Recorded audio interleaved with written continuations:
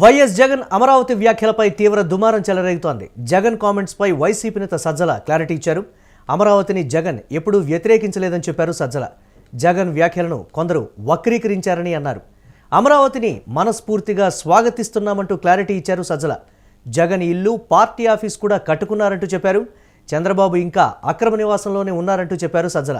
పాలన వికేంద్రీకరణలోనూ అమరావతిని ఎక్కడా తక్కువ చేయలేదని చెప్పారు Sajjala.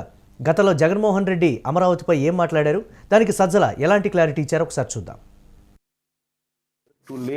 In the initial first phase you said you wanted 50,000 acres and you need 2 crores per acre to lay these roads, give electricity, give in water, connect them with sewerage system. And to provide for this, according to your own DPR, you said it requires 2 crores per acre. Probably because of your scams, or probably because of reasons known to you alone. Now you and your Benamis have procured land here, so you've decided the capital here. Now for 50,000 acres, at the rate of 2 crores per acre according to your own DPR, it costs 1 lakh crores. Now this 1 lakh crores, God knows when it's going to come, God knows how it's going to come. Now, forget about that aspect. Now you want to add one more 50,000 acres of land. You want to add another 50,000 acres of land, which costs you another 1 lakh crores. So you're actually talking about 2 lakh crores requirement, 1 lakh acres of land you want to develop. What kind of insanity is this when the first 50,000 acres itself is not developed? When the farmers are crying about it, that what have you done? Why did you take our land? We are left with nothing now, and there is no development also because of 1 lakh crores that is required to lay the roads, to lay the drainage, to lay the current, to lay the sewerage. So this is the situation there. You're talking about acquiring another 50,000 acres.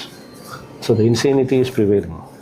Jaganmohan Reddy గారు rise చేసిన questions మొన్న అది media అడిగితే rise చేసిన ప్రశ్నలు ఏవైతే ఉన్నాయో అవి వాస్తవాలా కాదా అనేది చంద్రబాబు నాయుడు గారు కానీ ఆయన సపోర్ట్ చేసేవాళ్ళు కానీ ఆయన పార్టీ కానీ ఆయన మోసే మీడియా కానీ సమాధానం చెప్పాలి. దానికి జవాబు చెప్పచ్చు.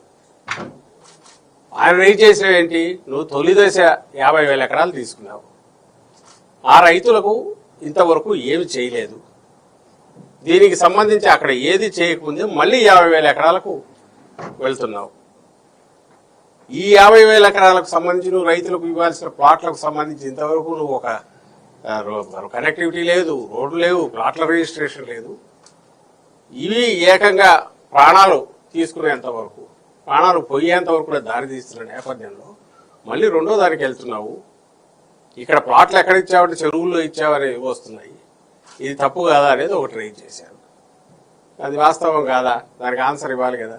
దానికి ఆన్సర్ ఇవ్వకుండా మళ్ళీ చెప్తున్నాం, అమరావతికి సంబంధించి ఆయన చేస్తున్నది 14-19 మధ్య ఒక రకమైంది. ఇది mother of all scams.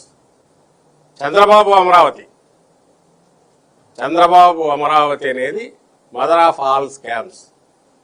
Capital different issue. Jaganmohan Reddy గారు ఈ ప్రాంతానికి ఎలాంటి వ్యతిరేకం కాకపోగా అభిమానిస్తాడు, ఒక సహజమైన దీనిగానే దీంట్లో పార్ట్ అవుతున్నాడు అనడానికి వేరే సాక్ష్యం అక్కర్లా. 19 ఎన్నికలకు ముందే ఇక్కడ ఇప్పుడు మనం నిలబడిన దాంతో సహా స్థలం కొని, భూమి కొని ఇక్కడ అప్పుడే ఇల్లు కట్టాడు పార్టీ ఆఫీస్ కోసం. ఇప్పుడు మనం నిలబడిన ప్లేస్ కూడా తీసుకొని పార్టీ ఆఫీస్ కూడా పూర్తి చేశాడు 19 ఎన్నికలకు ముందు. అప్పుడు ఆయన సీఎం గాల. ఈ యాక్సెప్టెడ్ మనస్ఫూర్తిగా, ఎస్ ఇది చంద్రబాబు నాయుడు గారు ఎక్కడైతే అన్నారో క్యాపిటల్, ఓకే మనం అక్కడే ఉండాలా.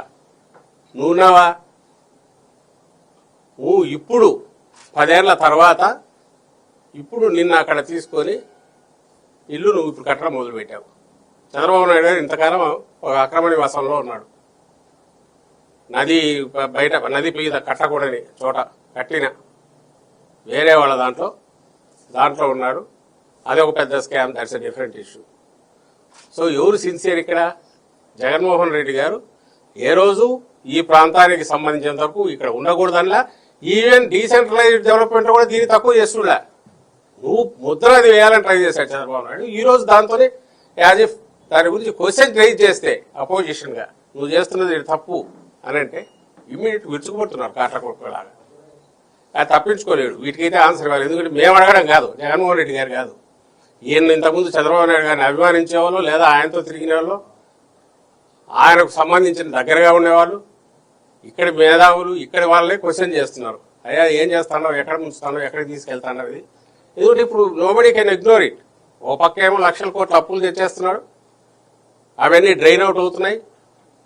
తిరిగి ఎక్కడికి పోతున్నాయని తెలుసు. 2-3 కంపెనీలే, షాపూర్జీ పల్లంది, ఎల్ఎన్టీ, ఎన్సీసీ అనుకుంటా.